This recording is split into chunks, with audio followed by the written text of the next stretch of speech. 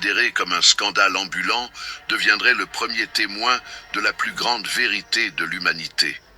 Sainte Marie-Madeleine est passée d'une vie marquée par le mépris et la douleur à être choisie par le Christ lui-même, dans un moment si grandiose qu'il a même laissé les apôtres perplexes. Mais il y a un détail que presque personne ne sait, quelque chose de si surprenant qu'il a changé à jamais l'histoire du christianisme, un secret caché entre les lignes de sa vie, un moment que peu perçoivent, mais qui révèle le véritable pouvoir de la miséricorde divine. Restez avec moi jusqu'à la fin et abonnez-vous à la chaîne, car aujourd'hui, vous allez découvrir ce qui a fait de Marie-Madeleine non seulement une pécheresse pardonnée, mais l'une des disciples les plus fidèles du Christ, la femme qui a vu l'impossible se produire devant ses yeux. Le vent chaud soufflait sur la mer de Galilée, apportant l'arôme salé des eaux qui s'agitaient au crépuscule. Les rues de Magdala grouillaient du bruit des marchands, des cris des pêcheurs déchargeant leurs filets et des rires exagérés des femmes qui, enveloppées dans des vêtements fins ornés de bijoux, marchaient avec un air d'importance. Parmi elles, une se distinguait. Marie de Magdala n'était pas une femme ordinaire. Son nom était prononcé avec admiration et jalousie à parts égales. Riche, influente, dotée d'une beauté qui attirait les soupirs et les regards furtifs, elle semblait avoir tout ce qu'une femme pouvait désirer. Mais au fond de son cœur, il y avait un silence troublant, un vide que nulle richesse ne pouvait combler. Depuis son plus jeune âge, Marie avait appris que le monde appartenait à ceux qui savaient le conquérir. Son père, un homme prospère, avait veillé à ce qu'elle grandisse dans le luxe et la connaissance. Contrairement à la plupart des femmes de son époque, Marie reçut une éducation raffinée. Elle savait lire, écrire, connaissait les lois et comprenait l'art de la persuasion comme peu.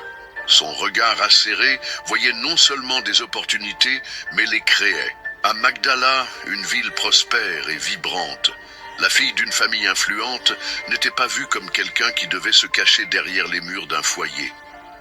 Marie était différente. Elle défiait les regards, refusait de se plier aux attentes des autres. Mais dans le silence de la nuit, lorsque le brouhaha de la ville s'estompe et qu'il ne reste que l'écho de ses propres pensées, quelque chose la tourmentait. Les fêtes dans sa maison étaient célèbres. Vins importés, fruits exotiques, musiciens talentueux et danseuses qui se mouvaient comme des flammes au vent. Nobles et marchands disputaient son attention. Son nom était prononcé avec admiration par certains et avec mépris par d'autres. Pour beaucoup, Marie était un symbole de liberté et d'audace. Pour d'autres, elle était un scandale ambulant, une femme qui ne se courbait pas devant les coutumes attendues. Mais si toutes ces nuits de rires et d'excès étaient si pleines de vie, pourquoi à l'aube tout semblait-il si vide? Pourquoi, quand le dernier invité s'en allait et que la musique se taisait, un silence écrasant envahissait son cœur? Un soir, tandis qu'elle observait son reflet tremblant à la surface d'une coupe de vin, elle ressentit une pression dans sa poitrine. Ses yeux, si habitués à s'admirer dans les miroirs en bronze poli, reflétaient maintenant une fatigue qui allait au-delà du corps. Il y avait quelque chose en elle qui commençait à s'effondrer, comme un mur qui cède peu à peu à la force du temps. Mais si Marie était vraiment si forte, pourquoi cette inquiétude insistait-elle à la hanter? Elle tenta de faire taire cette voix intérieure en s'enfonçant encore plus dans les plaisirs du monde. Les fêtes devenaient plus extravagantes.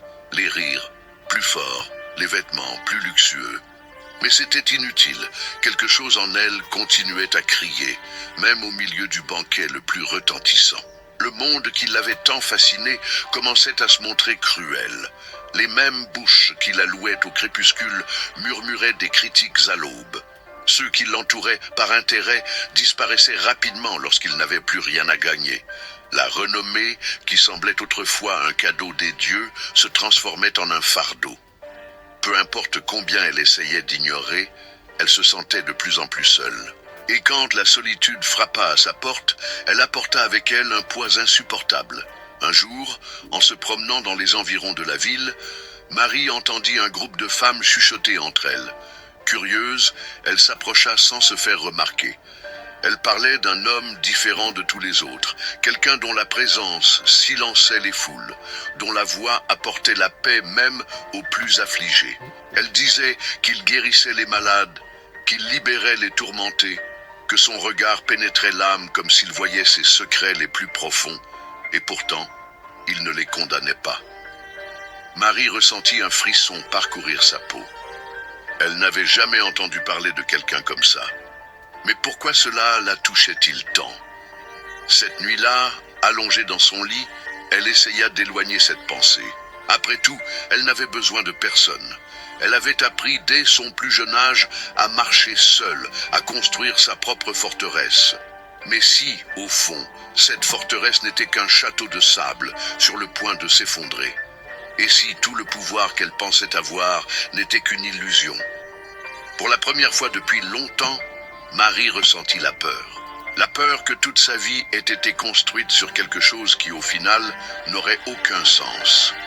Le vent souffla plus fort dans la nuit, et les rideaux de sa chambre flottèrent comme des fantômes agités. Quelque chose en elle lui disait que sa vie était sur le point de changer. Mais le changement était quelque chose que Marie avait toujours résisté. Elle ne savait pas, cependant, que le destin avait déjà tracé un nouveau chemin pour elle, et que très bientôt, elle rencontrerait l'homme qui viendrait transformer son histoire pour toujours. La nuit tombait lentement sur Magdala, teintant le ciel de nuances de violet et d'or, tandis que les eaux de la mer reflétaient les dernières lumières du jour. Dans la grande salle de l'une des plus belles maisons de la ville, le son des coupes se heurtant, les rires exagérés et le rythme séduisant des musiciens résonnaient dans l'air. Pour ceux qui regardèrent de l'extérieur, cela semblait être une nuit parfaite, une fête où l'éclat des lampions rivalisait avec l'or des bracelets et des colliers des invités. Mais au milieu de cette célébration bruyante, une femme restait silencieuse, regardant à travers la grande fenêtre de sa chambre. Marie de Magdala tenait une coupe de vin, mais ne buvait pas. Ses yeux, fatigués, se fixaient sur l'obscurité qui s'étendait dehors, tandis qu'un poids invisible compressait sa poitrine.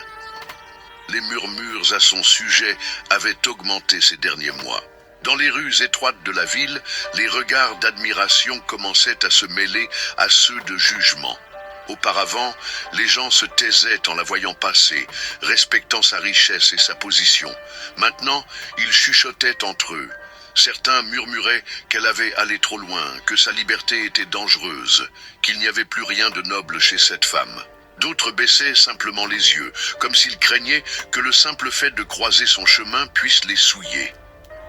Marie faisait semblant de ne pas se soucier. Elle gardait une posture hautaine, des pas fermes, une expression impassible. Mais à l'intérieur d'elle, la guerre était intense. Chaque jour, elle se sentait plus perdue. Ce qui lui semblait autrefois libérateur devenait maintenant suffocant. Le parfum des encens mêlé à l'odeur du vin et de l'huile versée dans les lampions lui donnait la nausée. Le son de la musique, autrefois enchanteur, lui semblait maintenant un bruit lointain. Les visages autour d'elle se confondaient, se mêlant les uns aux autres comme s'ils étaient des ombres sans identité. Elle essayait de trouver un sens à tout cela, mais il semblait que plus elle cherchait le plaisir et la distraction, plus elle plongeait profondément dans un vide qui la consumait. Un matin, Marie marchait dans les ruelles de Magdala, essayant d'échapper au regard qui la suivait. Elle voulait juste un moment de silence, mais la ville ne dormait jamais. Le froissement des tissus dans les bazars, le bruit des pièces tombant dans les mains des marchands, l'odeur des épices mêlée à la sueur des travailleurs, tout semblait l'étouffer. En tournant un coin, elle entendit un groupe de femmes discuter. Elles cachèrent leur visage en la voyant, mais pas assez rapidement pour que Marie ne remarque le regard de mépris. L'une d'elles poussa un soupir d'indignation, comme si sa simple présence était une offense. « Cette femme n'a plus de salut », murmura-t-elle, et les autres acquiescèrent en silence. Cela fut comme une lame traversant sa poitrine. Pour la première fois, Marie sentit le poids réel de ce qu'elle était devenue aux yeux des gens. Pendant si longtemps, Elle avait cru qu'elle pouvait vivre sans se soucier des opinions des autres. Mais maintenant, le mépris commençait à la blesser d'une manière différente. Ce n'était pas seulement un jugement, c'était comme si ces femmes avaient scellé son destin, comme s'il n'y avait plus de retour. La douleur se transforma en colère. Comment osait-elle la juger? Combien de ceux qui la critiquaient n'avaient-ils pas de péché caché derrière des portes closes? Combien de ces mêmes femmes ne rêvaient-elles pas en silence de la liberté qu'elle avait eue? Marie accéléra le pas, la respiration lourde, les yeux brûlants. Mais ce n'était pas seulement de la colère, c'était de la peur. Et si elles avaient raison? Et s'il n'y avait vraiment plus de retour? Le poids de ces mots l'accompagna pendant des jours. Le temps passa lentement, chaque lever de soleil apportant avec lui une nouvelle sensation d'épuisement. Marie ne dormait plus bien. Les nuits étaient longues et pleines de pensées qui refusaient de se taire. Il y avait quelque chose en elle qui semblait lutter, comme une flamme sur le point de s'éteindre et en même temps résistant pour continuer à brûler. C'est alors que les cauchemars commencèrent. Toujours le même rêve. Elle était piégée dans un endroit sombre, sans fenêtre, sans porte. Sa voix résonnait sans réponse. Elle courait, mais il n'y avait pas de sortie. L'air devenait lourd et une force invisible la tirait vers le bas. Quand elle se réveillait, elle sentait la sueur froide sur sa peau et le cœur accéléré. La peur ne disparaissait pas avec la lumière du jour. Au contraire, elle semblait grandir à chaque instant. Marie essayait de fuir ce sentiment de la seule manière qu'elle connaissait, plongeant encore plus profondément dans la vie qu'elle menait. Mais maintenant, le plaisir était éphémère et la douleur semblait permanente. Le monde autour d'elle devenait un spectacle d'illusions, comme un théâtre où les personnages feignaient le bonheur, mais au fond, tous attendaient simplement que le rideau tombe. Et puis un après-midi, quelque chose se produisit. Marchant sans but dans les environs de la ville, Marie aperçut une petite foule rassemblée. Au centre, un homme parlait. Sa voix était ferme, mais en même temps douce, chargée de quelque chose que Marie ne parvenait pas à identifier. Ce n'était pas de l'autorité, ce n'était pas de la persuasion, c'était quelque chose de plus profond, de plus réel. Il regardait les gens d'une manière différente. Pas comme quelqu'un qui veut impressionner, mais comme quelqu'un qui les voit vraiment. Marie resta là, cachée dans l'ombre, observant de loin. Elle ne savait pas qui était cet homme, mais pour une raison quelconque, elle se sentait incapable de partir. Il y avait quelque chose en lui qui faisait comprimer sa poitrine d'une manière étrange, comme si chaque mot était adressé à elle. Cette nuit-là, Marie ne parvint pas à dormir. Pour la première fois, ce n'était pas le vide qui la tourmentait, c'était la possibilité que peut-être son histoire n'était pas encore terminée. Que peut-être il y avait quelque chose au-delà de ce chemin sombre qu'elle empruntait. Elle ne savait pas encore, mais elle était sur le point de rencontrer celui qui changerait sa vie pour toujours. Le soleil frappait les rues poussiéreuses de Magdala, projetant des ombres allongées sur les pierres usées du chemin. Marie marchait sans but, les pas lourds comme si elle traînait des chaînes invisibles. Quelque chose en elle pulsait différemment depuis qu'elle avait entendu parler de cet homme, Jésus de Nazareth. Le nom était répété partout, comme un murmure qui se répandait parmi les humbles et les désespérés. On disait qu'il guérissait les malades, libérait les opprimés, regardait dans les yeux de ceux que personne n'osait affronter. Mais que voulait-elle de lui? Elle ne le savait même pas. Pourtant, elle sentait qu'elle devait le rencontrer. La ville était en émoi. Un groupe de pêcheurs discutait des paroles qu'il avait prononcées au bord de la mer. Une femme malade disait qu'il lui avait suffi de toucher l'ourlet de ses vêtements pour être guéri. Un homme aveugle affirmait avoir retrouvé la vue après avoir entendu sa voix. Marie ne savait pas si c'était vrai, mais son cœur s'accélérait chaque fois qu'elle entendait ces histoires. Pourquoi? Qu'est-ce qui était si spécial chez cet homme pour susciter une telle émotion? Elle n'avait jamais été une femme facile à impressionner. Elle avait entendu de nombreux beaux discours. Elle avait vu beaucoup d'hommes promettre monts et merveilles. Mais il y avait quelque chose de différent ici. Peut-être n'était-ce qu'une curiosité, peut-être un espoir qui refusait de mourir, ou peut-être était-ce la sensation que c'était le moment de faire face à ce qu'elle évitait depuis si longtemps. Marie décida de suivre la foule. Les ruelles étroites rendaient difficile de voir ce qui se passait, mais les murmures disaient qu'il était là, à quelques pas. Le cœur de Marie s'emballa. Elle tenta de s'approcher, mais les corps devant elle formaient une barrière infranchissable. Puis, un instant, tout sembla ralentir. Un silence envahit ses pensées lorsqu'elle vit, entre les têtes de la foule, un visage différent de tous ceux qu'elle avait déjà vus. Jésus était là. Il ne se déplaçait pas comme les autres hommes. Il ne portait pas dans sa posture le poids de l'arrogance ou de la fausse piété. Son regard croisa le sien, et Marie sentit un frisson parcourir sa colonne vertébrale. Il n'y avait pas de jugement là, ni mépris, ni désir, ni peur. Juste un regard qui voyait au-delà de la surface. Un regard qui semblait savoir exactement qui elle était, et en même temps ne se détachait pas. Marie essaya de détourner le regard, mais c'était comme si elle était piégée dans cet instant. La foule criait, appelait son nom, mais Jésus restait là, la regardant. Ses lèvres s'entr'ouvrirent, et d'une voix ferme et sereine, il dit quelque chose qui fit disparaître le sol sous ses pieds. Marie, elle tressaillit. Comment savait-il son nom? Il ne s'était jamais vu auparavant. Il n'avait jamais échangé un mot. Mais il l'appelait par son nom, comme s'il la connaissait depuis toujours, comme s'il savait tout ce qu'elle essayait de cacher, tout ce qui la tourmentait dans les nuits silencieuses. Marie sentit son corps s'affaiblir. Que se passait-il en elle? Pourquoi, devant cet homme, son âme semblait dépouillée de tous les masques? Soudain, une vague d'émotion la frappa. Elle se souvint de chaque erreur, de chaque mauvais choix, de chaque nuit où elle avait tenté d'étouffer cette voix intérieure qui criait qu'il y avait quelque chose de plus pour sa vie. Elle ressentit de la honte.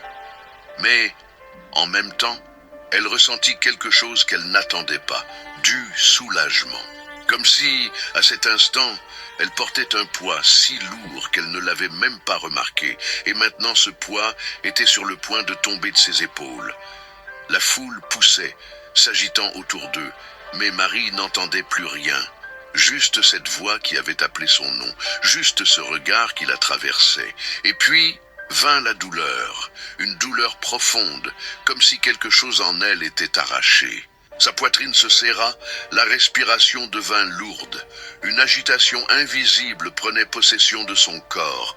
Les ombres qui la tourmentaient, qui la poursuivaient dans les nuits sans sommeil, semblaient se débattre à l'intérieur d'elle. Marie sentit ses jambes fléchir. La foule vit quand elle tomba à genoux, les cheveux en désordre tombant sur son visage. Un murmure passa parmi les spectateurs. Que lui arrive-t-il? Mais Jésus resta ferme. Il savait. Marie tremblait. C'était comme si des forces qui l'avaient retenue pendant des années étaient maintenant arrachées d'elle. Elle entendit des voix dans son esprit, des mots d'accusation, des souvenirs la tourmentant, des sentiments refusant de s'en aller. La peur, la fierté, la colère, la douleur d'être rejetée, la culpabilité. Tout tournait en elle, une tempête menaçant de l'engloutir. Et alors, au milieu de ce tourbillon, une seule phrase résonna. « Tu es libre ». C'était comme si le temps s'était arrêté. L'air devint plus léger. Le poids qui écrasait ses épaules se dissipa comme de la brume au soleil. Marie ouvrit les yeux. Quelque chose était différent. Pour la première fois depuis des années, elle ne ressentait plus ce vide. Elle ne ressentait plus l'oppression suffocante qui l'accompagnait. La foule murmurait, confuse. Certains reculaient, craignant ce qu'ils venaient de témoigner. D'autres regardaient Jésus, attendant une explication. Mais il souriait simplement. Marie de Magdala, celle qui avait été marquée par le mépris et le scandale, était maintenant debout, libre. Non pas parce que quelqu'un l'avait pardonnée, mais parce qu'elle avait été transformée. Que venait-il de se passer? Elle ne comprenait pas encore. Mais elle savait qu'elle ne serait plus jamais la même. Le poids avait été arraché. Quelque chose en Marie s'était brisé et, en même temps, avait été reconstruit. Elle peinait à comprendre. Ce n'était pas un soulagement passager. Ce n'était pas une sensation comme tant d'autres qu'elle avait expérimentées lors de fêtes ou au milieu d'applaudissements vides. C'était quelque chose de nouveau, de profond, impossible à ignorer. La foule murmurait encore autour d'elle, partagée entre l'étonnement et la méfiance. Certains chuchotaient que c'était un truc, que cette femme ne pourrait jamais changer. D'autres, craintifs, évitaient de la regarder. Mais rien de tout cela n'importait à Marie. Le monde autour semblait éloigné, comme si elle avait perdu la couleur et le son. La seule chose qui existait à ce moment-là était la vérité qui brûlait en elle. Elle voulait parler, mais les mots ne venaient pas. Comment expliquer l'inexplicable? Comment quelqu'un pourrait-il comprendre ce qui s'était passé en elle si même elle ne pouvait pas comprendre? Marie regarda Jésus. Il l'observait avec une sérénité qui était à la fois amour et autorité. Il n'y avait pas de jugement là, il n'y avait pas de censure. Juste une certitude inébranlable, elle était libre. Mais libre pourquoi? Marie ne savait pas. Elle savait juste qu'elle ne voulait plus revenir en arrière. Elle ne voulait plus porter l'ombre de ce qu'elle avait été. Le désir de changement brûlait en elle comme un feu incontrôlable. Et alors, quelque chose d'inattendu se produisit. Sans hésiter, sans se soucier des regards d'étonnement et de mépris qui auraient pu se poser sur elle, Maria courut vers lui. Elle tomba à ses pieds et elle pleura. Les larmes coulaient avec une force incontrôlable, comme si des années de douleur, de solitude et de honte étaient lavées là, dans cette terre poussiéreuse où tant passait sans s'en rendre compte. Mais Jésus remarqua. Il ne s'éloigna pas, ne recula pas. Au contraire, il resta là, la laissant déverser chaque larme, chaque sanglot, chaque poids qui restait encore en elle. C'est alors que Maria fit quelque chose que personne n'attendait. Elle sortit le vase d'albâtre qu'elle avait avec elle, une pièce délicate, rare, remplie d'un parfum très cher, peut-être l'une des choses les plus précieuses qu'elle possédait. À cette époque, des parfums comme celui-ci étaient des symboles de statut, de richesse et de séduction. Mais pour Maria, cela ne signifiait plus rien. Ce qui importait, c'était seulement lui. Avec des mains tremblantes, mais décidée, elle brisa le vase et versa le parfum sur les pieds de Jésus. L'arôme remplit l'air, envahissant les narines de tous ceux qui se trouvaient autour. Un silence tomba sur la foule. Personne n'osait dire un mot. Ce qu'ils étaient en train de témoigner était quelque chose d'inhabituel. Une femme comme Maria, connue pour son passé, connue pour les erreurs que tant condamnaient, était maintenant là, déversant ce qu'elle avait de plus précieux dans un acte d'amour et d'abandon. Mais tous ne comprenaient pas. Certains pharisiens, religieux qui se croyaient supérieurs, observèrent la scène avec dédain. L'un d'eux, Simon, croisa les bras et murmura à ceux qui étaient à ses côtés. Si cet homme était vraiment celui qu'il dit être, il saurait quel genre de femme le touche. Maria entendit. Sa respiration se coupa pendant une seconde. Cette vieille douleur revint la titiller l'esprit. Le mépris, l'étiquette, le poids d'être vue seulement par ses erreurs.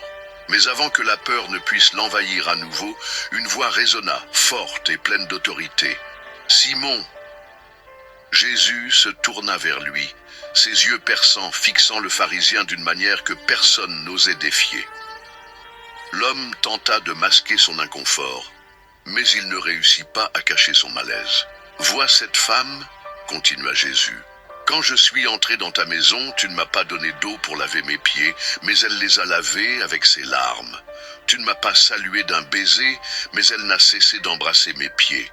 Tu ne m'as pas oint d'huile, mais elle a versé sur moi le parfum le plus précieux qu'elle avait. » Un silence absolu. Le pharisien détourna le regard. Jésus regarda alors Maria. Son expression était différente de tout ce qu'elle avait déjà vu. Ce n'était pas de la condescendance, ce n'était pas un regard de pitié. C'était un regard qui voyait au-delà, qui percevait ce que personne d'autre ne voyait. Ses nombreux péchés lui ont été pardonnés, parce qu'elle a beaucoup aimé. Maria sentit un frisson parcourir tout son corps. Ses péchés avaient été pardonnés, mais pas parce qu'ils avaient été ignorés, pas parce qu'ils avaient été balayés sous le tapis. Ils avaient été reconnus, et pourtant effacés. Non pas parce qu'elle le méritait, mais parce qu'il, Jésus, avait choisi de lui donner quelque chose que le monde ne lui avait jamais donné. Un véritable pardon. Ces mots la traversèrent comme un éclair. Elle n'avait jamais su ce que c'était que d'être aimée ainsi. Tous les amours qu'elle avait connus auparavant étaient conditionnels, intéressés, éphémères. Mais cet amour était différent. Il n'exigeait rien en retour. Il la transformait simplement. Maria sentit le poids du passé se dissiper. Elle sentit la peur être arrachée de son cœur. Pour la première fois, elle ne fuyait pas. Pour la première fois, elle n'essayait pas de se cacher derrière des richesses, des regards, des mots vides. Elle était là, devant lui, complètement dépouillée de tout ce qu'elle pensait être. Et pourtant, elle n'était pas rejetée. La foule regardait, perplexe. Mais Maria ne se souciait pas. Son cœur brûlait d'un but qu'elle ne comprenait pas encore complètement, mais qu'elle savait qu'elle ne pouvait ignorer. Elle ne retournerait pas à sa vieille vie. Jésus se leva et, avant de partir, dit quelque chose qui scella ce moment pour toujours. « Ta foi t'a sauvée, va en paix. » Ces mots furent comme un sceau définitif dans son âme. Elle n'était plus la même femme. Son passé ne la définissait plus. Le regard de mépris des autres ne l'emprisonnait plus. Maria de Magdala n'était plus la femme perdue d'avant. Maintenant, elle était quelqu'un qui avait expérimenté l'amour qui restaure, la miséricorde qui transforme, le pardon qui renouvelle. Elle se leva du sol. La foule chuchotait encore, mais Maria ne regarda pas en arrière. L'avenir était devant elle, et elle savait exactement qui elle voulait suivre. Le monde que Maria connaissait était resté derrière. Les rues de Magdala, les salons illuminés par des lampes à huile, les fêtes remplies de rires et de regards séducteurs, tout semblait appartenir à une vie lointaine, comme si elle avait été vécue par une autre personne. Maintenant, il n'y avait qu'un désir dans son cœur, suivre celui qui l'avait libérée. Le lendemain de cette rencontre transformante, Maria se réveilla tôt avant que le soleil ne teigne le ciel de ses teintes dorées. Elle sentait la légère brise du matin sur sa peau et pour la première fois depuis de nombreuses années, sa poitrine ne portait plus le poids de l'inquiétude. Quelque chose en elle avait été restauré, mais que faire maintenant? Où devait-elle aller? Elle savait juste une chose, elle ne pouvait pas retourner à ce qu'elle était auparavant. La nouvelle de son changement se répandit rapidement. Les femmes de la ville murmuraient entre elles, incrédules. Comment quelqu'un comme Maria pouvait-elle simplement tout abandonner? Certains hommes riaient avec mépris. Cela ne durera pas, disait-il. Elle se lasserait vite et retournerait à sa vie ancienne. Mais Maria ne prêtait pas attention. Il n'y avait rien dans ce monde qui l'attirait plus. Elle devait le retrouver à nouveau. Elle ne savait pas exactement où il se trouvait, mais elle avait entendu dire qu'il marchait avec ses disciples de ville en ville, enseignant, guérissant, transformant des vies. Sans hésiter, elle rassembla quelques affaires simples et partit. Sa vie de richesse et de luxe lui semblait désormais insignifiante. Elle n'avait plus besoin de bijoux ou de tissus fins. Elle ne cherchait ni reconnaissance ni pouvoir. Elle voulait juste apprendre de lui. Maria trouva Jésus peu de temps après. Il était entouré d'un groupe de femmes et d'hommes qui le suivaient. Certaines des femmes étaient comme elle. Elles avaient été touchées par sa grâce et laissaient maintenant tout derrière elles pour marcher à ses côtés. Elles soutenaient son ministère, l'aidaient dans les chemins difficiles, préparaient de la nourriture, écoutaient ses paroles avec attention. Marie se sentait accueillie parmi elles. Mais ce n'était pas facile. Suivre Jésus signifiait renoncer à beaucoup de choses. Les chemins étaient ardus, le soleil brûlant frappait la peau, et souvent elle dormait à la belle étoile. Marie n'avait jamais imaginé vivre ainsi, mais étrangement, elle ne ressentait pas le manque de confort. La paix qu'elle portait désormais dans son cœur valait plus que n'importe quelle richesse. Ce qui l'impressionnait le plus, c'était la façon dont Jésus traitait les gens. Il ne se souciait pas des différences entre riches et pauvres, puissants et simples. Il parlait avec des femmes, des malades, ceux qui étaient rejetés par la société. Il touchait les lépreux sans peur, regardait dans les yeux des pécheurs sans condamnation. Marie réalisait qu'être près de lui ne signifiait pas seulement écouter de belles paroles. Cela signifiait apprendre à aimer comme il aimait. Mais tous ne voyaient pas cela d'un bon œil. La présence de Marie dans le groupe causait un certain inconfort pour certains. Les pharisiens murmuraient entre eux, dérangés par le fait qu'une femme avec son passé osait se mêler aux disciples.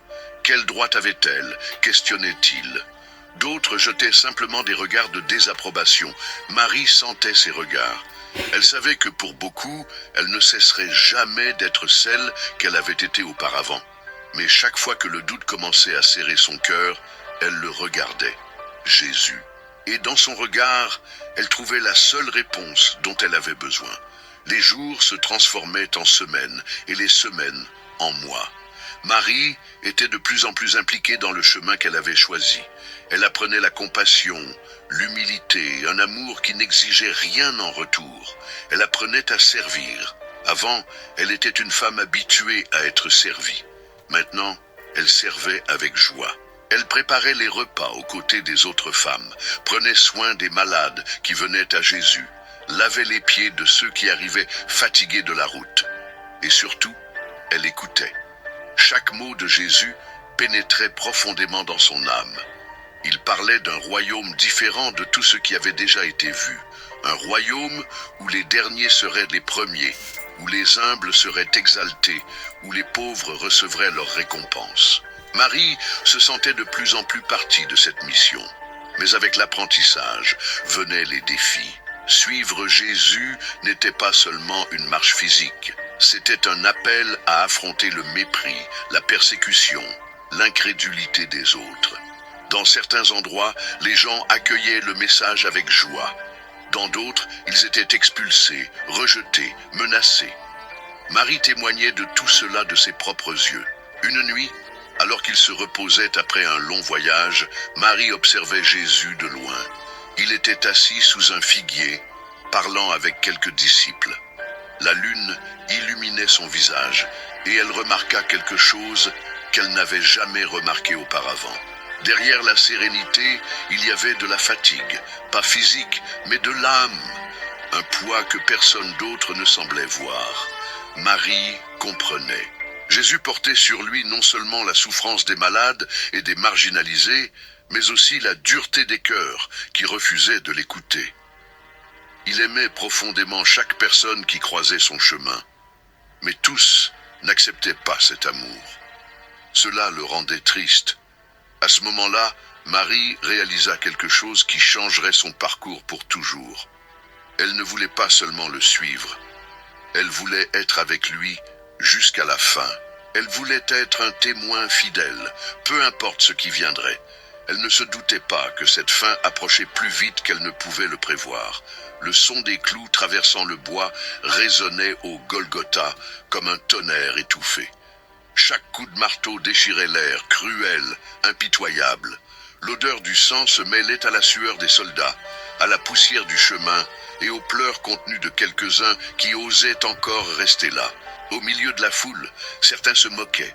D'autres regardaient simplement en silence, incapables de détourner les yeux de ce qui se passait.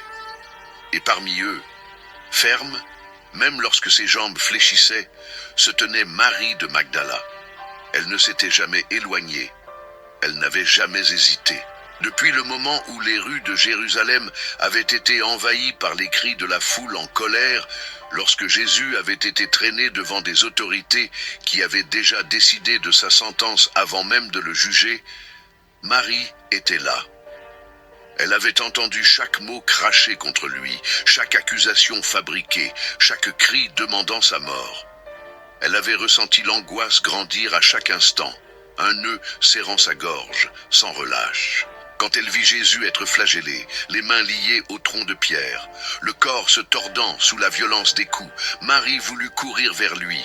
Elle voulut crier. Elle voulut l'arracher de là de ses propres mains. Mais elle fut empêchée, poussée en arrière par le tumulte.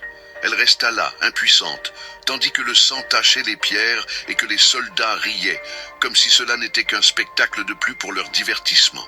Marie n'avait jamais su ce que c'était que de ressentir la douleur au-delà de la douleur physique, une douleur qui étouffe, qui empêche de respirer, qui arrache des morceaux invisibles de l'intérieur de la poitrine. Mais maintenant, elle savait. Et chaque nouveau coup porté à Jésus était comme un poignard traversant sa propre chair. Elle vit quand ils mirent la couronne d'épines sur sa tête. Les épines perçaient la peau et le sang coulait sur son visage, se mêlant à la sueur et à la poussière. Les soldats riaient, s'agenouillaient, en se moquant, l'appelaient roi. Marie serra les poings. Pourquoi ne parlait-il pas? Pourquoi ne réclamait-il pas justice? Il était innocent. Elle le savait. Tous ceux qui le connaissaient le savaient. Mais Jésus ne disait rien. Il acceptait chaque humiliation sans un seul regard de haine. Quand ils le condamnèrent à la croix, Marie sentit ses jambes vaciller. C'était comme si tout autour devenait un flou. Les gens criaient, le soleil brûlait impitoyablement sur leurs têtes. Les soldats traînaient Jésus hors de la ville. La foule avançait, affamée de spectacles, poussant, riant, maudissant. Marie vit quand ils posèrent sur lui le poids de la croix. Le grand morceau de bois, rugueux, fut jeté sur ses épaules déjà blessées. Chaque pas était un défi. Jésus trébuchait, haletait, tombait. Marie essayait de s'approcher, mais la foule l'en empêchait. Elle criait pour lui. Elle voulait tenir sa main, essuyer le sang de son visage. Mais elle fut poussée en arrière à nouveau. Elle vit quand il tomba pour la deuxième fois. Son corps céda, écrasé par le poids de la croix, par la fatigue, par la douleur. Un soldat tira un homme de la foule, Simon de Cyrène, et l'obligea à porter le bois. Mais la douleur de Jésus ne pouvait être partagée. Il titubait, ses forces s'évanouissant, mais il continuait à marcher. Quand ils arrivèrent au Golgotha, Marie sentit le sol disparaître sous ses pieds. Elle vit quand ils le posèrent sur le bois. Elle entendit le premier clou être enfoncé, le deuxième, le troisième. Les cris résonnèrent dans la vallée. Le monde tourna autour d'elle. Marie serra les mains contre sa poitrine, comme si elle voulait retenir le cœur qui battait irrégulièrement, sur le point de se briser. Et alors, la croix fut élevée. Jésus était là, suspendu entre le ciel et la terre, les bras ouverts, le corps penché en avant, le sang s'écoulant de ses blessures. Le vent agitait ses cheveux, les mêlant au sang sec sur son visage. Marie regardait en haut, les yeux brûlants, les larmes contenues dans sa poitrine, les genoux faibles. Il l'avait vu. Même au milieu de la douleur insupportable, même alors qu'il luttait pour respirer, il l'avait reconnu. Son regard trouva le sien, et pendant un moment tout autour disparut. Marie sentit cet amour même d'avant. Le même regard qui un jour l'avait tiré des ombres était maintenant là, au milieu de l'obscurité de la souffrance. Elle ne détournait pas les yeux. Elle resterait là jusqu'à la fin. À côté d'elle, la mère de Jésus tremblait en silence. Marie, la mère, et Marie de Magdala, la disciple. Deux femmes unies dans la douleur de voir celui qu'elles aimaient le plus sacrifié sous leurs yeux. Les heures passèrent lentement. Le ciel s'assombrit, le vent glacé souffla sur les collines. Quelque chose s'apprêtait à se passer. Jésus soupira. Tout est accompli. La tête tomba. Marie sentit un cri coincé dans sa gorge, mais elle ne réussit pas à le libérer. Le corps de Jésus resta immobile, pendait à la croix. Un tonnerre résonna au loin. Le monde ne serait plus jamais le même. Et Marie de Magdala sut, à ce moment-là, que sa vie ne serait plus jamais la même. La terre tremblait encore sous les pieds de Marie. Le vent qui soufflait sur Jérusalem cette nuit-là portait un poids invisible, un lament qui même le temps ne pourrait effacer. Le corps de Jésus avait été retiré de la croix et enveloppé de lin. Joseph d'Arimathie et Nicodème avaient obtenu la permission de l'enterrer, et Marie suivit de près sans dire un mot. Ses jambes étaient faibles, ses yeux brûlaient d'avoir tant pleuré, mais elle refusait de partir. Les femmes qui étaient avec elle tentaient de la consoler, mais Marie ne répondait pas. La douleur dans sa poitrine ne pouvait être traduite en mots. Chaque battement de son cœur semblait résonner comme un cri muet, une question sans réponse. Comment pouvait-elle être là, assistant à l'enterrement de celui qui avait transformé sa vie, celui qui l'avait sauvée qui lui avait donné un but, qu'il avait regardé comme personne ne l'avait jamais fait. Le sépulcre fut fermé par une grande pierre. Un silence terrifiant se répandit dans le jardin. C'était la fin. Marie resta là jusqu'à la dernière lumière du jour. Son corps faisait mal, mais pas autant que son âme. Elle voulait croire que ce n'était pas réel, qu'à un moment donné, Jésus sortirait de cette grotte et l'appellerait. Mais il n'appela pas. Il n'y eut pas de miracle, il n'y eut pas de voix du ciel, juste un silence écrasant. Le samedi se leva lourd. Le monde semblait vide, comme si tout espoir avait été arraché avec la mort de Jésus. Jérusalem poursuivait sa routine. Les pharisiens marchaient fièrement, satisfaits du dénouement qu'ils avaient orchestré. Les soldats patrouillaient dans les rues comme si rien ne s'était passé. Mais pour Marie, tout avait changé. Elle ne pouvait pas s'éloigner de cet endroit. Elle resta près du sépulcre, assise sur le sol froid, enroulant ses bras autour de ses genoux. Son esprit vagabondait parmi les souvenirs. Elle se souvenait de la première fois qu'elle avait entendu sa voix, du jour où il l'avait appelée par son nom. Elle se rappelait de ses mains guérissant les malades, de son sourire serein même face à la douleur. Elle se souvenait de chaque enseignement, de chaque regard. Et maintenant, tout cela avait été enterré. Les heures s'égrenaient. Le jour passait lentement, comme si le temps lui-même était prisonnier de la tristesse. Marie observait les autres femmes aller et venir, mais elle ne voulait pas bouger. Elle se sentait vide, incapable de penser à l'avenir. Si Jésus était parti, que restait-il ? Que serait-elle maintenant ? Ce samedi de deuil, Marie comprit quelque chose qui faisait encore plus mal. Les hommes avaient fui. Ceux qui avaient promis de le suivre jusqu'à la fin étaient maintenant cachés, effrayés. Pierre, qui avait juré qu'il ne l'abandonnerait jamais, avait nié le connaître. Les autres disciples étaient dispersés, craintifs de ce qui pourrait arriver. Mais elle resta. Même lorsque tout semblait perdu, même quand il n'y avait plus rien d'autre qu'un tombeau scellé et un silence suffocant, Marie ne partit pas.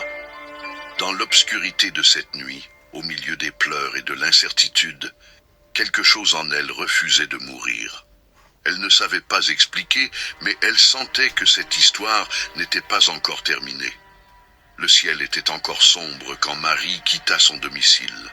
Le silence de l'aube n'était interrompu que par le son de ses pas pressés sur la terre humide. Ses doigts tenaient fermement les flacons de baume parfumé qu'elle avait apportés pour oindre le corps de Jésus. Le samedi était passé comme une éternité. Maintenant, au premier jour de la semaine, elle ne pouvait plus attendre. Son cœur battait fort dans sa poitrine, portant la douleur qui ne s'était pas dissipée depuis ce terrible vendredi. L'air était froid, et la brise portait le parfum de la rosée mêlée à la terre. Maria serra le manteau autour de son corps, tandis que ses yeux agités cherchaient le chemin vers le tombeau. Les soldats y seraient-ils encore ? Comment allaient-ils déplacer la pierre ? Et s'ils ne la laissaient pas entrer ? Des questions et encore des questions se formaient dans son esprit, mais elle n'hésita pas. Son amour pour Jésus était plus grand que n'importe quelle crainte. Le matin commençait à se lever lorsque Maria et les autres femmes arrivèrent au jardin. Mais quelque chose n'allait pas. Le tombeau n'était pas comme elle l'avait laissé. La grande pierre qui scellait l'entrée avait été enlevée. Son cœur s'emballa. La peur l'envahit soudainement. Qui aurait pu faire cela ? Avait-il volé le corps du maître ? Sans réfléchir, elle courut jusqu'à l'entrée et regarda à l'intérieur. Le tombeau était vide. L'air sembla lui échapper des poumons. Sa poitrine montait et descendait rapidement, les yeux écarquillés, ne comprenant pas ce qu'il voyait. Le lin qui avait enveloppé le corps de Jésus était là, plié, mais il n'était pas là. Le désespoir l'envahit. Qui aurait osé profaner le repos de Jésus ? Où l'avait-il mis ? Maria porta ses mains à sa tête, essayant de contrôler les pleurs qui devenaient de plus en plus forts. Ses lèvres tremblaient. Elle se retourna et courut. Elle ne savait pas où aller, mais elle devait prévenir les disciples. Le soleil commençait à apparaître à l'horizon lorsqu'elle arriva à la maison où ils étaient cachés. Elle frappa à la porte avec force, sa respiration entrecoupée par les pleurs. Pierre fut le premier à ouvrir. Ses yeux étaient enfoncés, portant le poids de la culpabilité et du deuil. Derrière lui, Jean s'approcha. Maria ne pouvait contenir ses mots. Ils ont enlevé le Seigneur du tombeau, et nous ne savons pas où ils l'ont mis. Pierre et Jean échangèrent un regard, et sans tarder, ils coururent vers le tombeau. Maria les suivit, mais ses jambes étaient lourdes. Son corps n'obéissait plus, affaibli par la tristesse et le choc. Ils arrivèrent au tombeau et virent ce que Maria avait déjà témoigné. Le corps n'était pas là. Jean, en voyant les draps pliés, commença à comprendre. Mais Pierre restait silencieux, essayant de rassembler les fragments de la réalité qui se déroulait désormais devant ses yeux. Sans réponse, les deux disciples partirent. Mais Maria resta. Elle ne pouvait pas sortir d'ici. Elle ne pouvait pas. La douleur était trop grande. Ses genoux cédèrent, et elle s'agenouilla devant le tombeau vide, le visage enfoui dans ses mains, les larmes coulant sans contrôle. Pourquoi, Seigneur? Pourquoi ne t'ont-ils même pas laissé reposer? Elle sanglotait, son corps tremblant de tant de pleurs. Le silence du jardin ne faisait qu'accentuer l'angoisse. Alors, elle sentit un mouvement derrière elle. Elle leva la tête, s'essuyant les larmes avec les mains. Elle regarda à l'intérieur du tombeau une dernière fois, et alors elle vit quelque chose qui lui fit retenir sa respiration. Deux anges, vêtus de blanc, étaient assis là, l'un à la tête et l'autre aux pieds de l'endroit où le corps de Jésus avait été déposé. Maria cligna des yeux plusieurs fois, ne croyant pas ce qu'elle voyait. « Femme, pourquoi pleures-tu » demanda l'un d'eux, d'une voix qui n'était pas dure, mais pleine de douceur. Elle balbutia la voix faible. « Ils ont emporté mon Seigneur, et je ne sais pas où ils l'ont mis. » Le silence se répandit à nouveau dans le jardin. Maria, les yeux encore embués, se retourna. Et alors, elle vit un homme. Il était là, debout, mais Maria ne parvint pas à le reconnaître. Son visage était partiellement dissimulé par la douce lumière du matin naissant. « Femme, pourquoi pleures-tu? Qui cherches-tu » Maria prit une profonde inspiration. La douleur était encore grande, son cœur était lourd. Elle pensa que c'était le jardinier, quelqu'un qui savait peut-être ce qui s'était passé. « Seigneur, si tu l'as emporté, dis-moi où tu l'as mis, et j'irai le chercher. » L'homme fit un pas en avant. Le silence pesait dans l'air. Puis, il l'appela par son nom. Maria. C'est à cet instant que tout changea. La voix qu'elle connaissait tant. La voix qu'il avait appelée auparavant. La voix qui lui avait donné un nouveau départ. Maria sentit son cœur s'emballer. Le monde autour d'elle se désintégra. Le temps s'arrêta. Elle le regarda de nouveau, cette fois voyant avec les yeux de l'âme. C'était lui. Il était là, devant elle, vivant. Un cri de surprise échappa de ses lèvres, et elle tomba à genoux. Maître! Sa poitrine se soulevait, l'esprit incapable de comprendre ce qu'il voyait. Mais la vérité était là. Jésus n'était pas mort. Il la regarda avec tendresse et dit « Ne me retiens pas, car je ne suis pas encore monté vers mon Père. Mais va vers mes frères et dis-leur. Je monte vers mon Père et votre Père, vers mon Dieu et votre Dieu. » Maria ne voulait pas s'éloigner. Elle voulait le tenir, ne plus jamais le lâcher, mais il lui donnait une mission. Elle, une femme, une disciple, avait été choisie pour annoncer la plus grande vérité de l'histoire. Elle se leva. Son corps, auparavant faible à cause du deuil, vibrait maintenant de vie. Sans hésiter, elle courut de nouveau vers les disciples. Le soleil éclairait déjà le ciel lorsqu'elle arriva.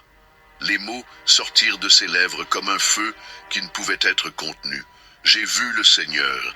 Et à ce moment-là, l'obscurité qui pesait sur le monde commença à se dissiper. Maria courait. Le vent fouettait son visage et son cœur semblait sur le point d'exploser dans sa poitrine. Le chemin qu'elle avait autrefois parcouru dans le deuil était désormais empreint de l'urgence d'une nouvelle qui changerait le monde. Les paroles de Jésus résonnaient encore en elle. Il était vivant. Le soleil levant illuminait Jérusalem, teintant les rues d'or. Mais pour Maria, cette lumière n'était pas seulement celle du jour qui commençait. C'était un nouveau temps, le temps de la victoire sur la mort, le temps de l'espoir renaissant. Les disciples étaient encore cachés. La peur de la persécution les maintenait enfermés, craignant que le même destin que Jésus ne les atteigne. Maria frappa à la porte avec force. Sa respiration était rapide, ses yeux brillaient d'émotion. Pierre ouvrit, le visage marqué par l'angoisse des derniers jours. Derrière lui, Jean et les autres regardaient sans comprendre. Le silence de la pièce semblait un tombeau. L'air était lourd, chargé par le désespoir de ceux qui avaient tout perdu. Mais Maria ne perdit pas de temps. « J'ai vu le Seigneur ». Les mots sortirent de sa bouche avec force, comme une explosion qui rompit le silence suffocant. Certains des disciples ouvrirent de grands yeux, d'autres froncèrent les sourcils, confus. Pierre avança, hésitant. « Que dis-tu, Marie ?» Elle prit une profonde respiration, essayant de reprendre son souffle. Son cœur battait encore avec l'intensité de la rencontre. J'étais dans le jardin. Il m'a appelé par mon nom. J'ai pensé que c'était le jardinier, mais alors il m'a regardé et a dit « Marie ». C'était lui, vivant. J'ai parlé avec lui. Le silence dans la pièce devint encore plus profond. Certains murmuraient entre eux. Cela ne peut pas être. Peut-être qu'elle s'est trompée. Marie vit l'incrédulité dans leurs yeux, mais cela n'avait pas d'importance. Elle savait ce qu'elle avait vu. Elle savait ce qu'elle avait entendu. Et peu importait que personne ne croie. Jean et Pierre échangèrent des regards. Quelque chose en eux voulait croire, mais la peur les paralysait encore. Alors, sans rien dire de plus, ils sortirent rapidement. Ils iraient voir de leurs propres yeux. Marie resta en arrière, les observant partir. Son cœur brûlait encore. Les jours suivants furent un tourbillon. Un à un, les disciples commencèrent à comprendre ce qui s'était passé. Jésus leur apparut, dissipant tous les doutes. La peur qui les emprisonnait fut remplacée par un courage qui ne venait pas d'eux, mais de la vérité qui était maintenant indéniable. La mort n'avait pas triomphé. Et Marie, elle resta aux côtés des disciples, témoignant de tout. Mais elle savait que sa mission ne s'arrêtait pas là. L'histoire qui avait commencé par un appel devenait maintenant un envoi. Jésus ne l'avait pas seulement libéré du passé. Il l'avait choisi pour annoncer la plus grande vérité jamais racontée. Marie, la femme qui avait un jour été rejetée, était maintenant le premier témoin de la résurrection. Et rien au monde ne pouvait effacer cette vérité. Le temps avait passé, mais Marie sentait que la marque de Jésus ne disparaîtrait jamais de son âme. Le souvenir de sa voix, l'appelant par son nom, du jour où elle l'avait rencontré ressuscité, était encore aussi vif que ce matin-là dans le jardin. Mais maintenant, sa mission était différente. Elle ne courait plus désespérément parmi les disciples en annonçant la résurrection. Son appel était plus silencieux, plus profond. Elle était devenue témoin d'une vérité éternelle, et cette vérité guidait chaque pas de sa vie. Les jours à Jérusalem étaient devenus dangereux. Les disciples de Jésus étaient persécutés, menacés, beaucoup avaient déjà été tués. Son nom, qui résonnait autrefois de joie dans les ruelles et les rues, était maintenant murmuré avec crainte. Mais Marie n'a jamais reculé. Peu importait si le monde tentait d'éteindre cette flamme, elle savait ce qu'elle avait vu. Et savoir cela faisait d'elle quelqu'un de libre. L'histoire dit que Marie s'éloigna de la ville et trouva refuge dans un endroit lointain. Certains disent qu'elle alla à Éphèse, où elle vécut avec Jean, le disciple bien-aimé, qui prenait soin de Marie, la mère de Jésus. D'autres affirment qu'elle traversa la mer et trouva repos dans une terre étrangère, loin des persécutions. Mais où qu'elle soit allée, Marie n'a jamais cessé de proclamer ce qu'elle savait. Que la mort n'était pas la fin. Son corps n'était plus aussi jeune qu'avant. Ses cheveux, qui brillaient autrefois comme de l'or sous le soleil de Galilée, étaient maintenant grisonnants. Mais ses yeux n'avaient jamais perdu l'éclat de ce jour où elle vit le Maître ressuscité.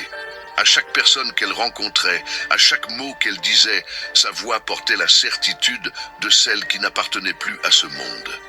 Les années passèrent, le froid des nuits devenait plus intense, la fatigue se faisait sentir dans les os, mais Marie trouvait encore la force de prier. Dans les moments de solitude, elle fermait les yeux et se souvenait de lui, de la croix, de la résurrection, du jardin, quand il l'appela par son nom. Et puis, une nuit, elle ressentit quelque chose de différent. Son corps était faible, mais son esprit était en paix. Elle se coucha, ferma les yeux, et pour la première fois depuis de nombreuses années,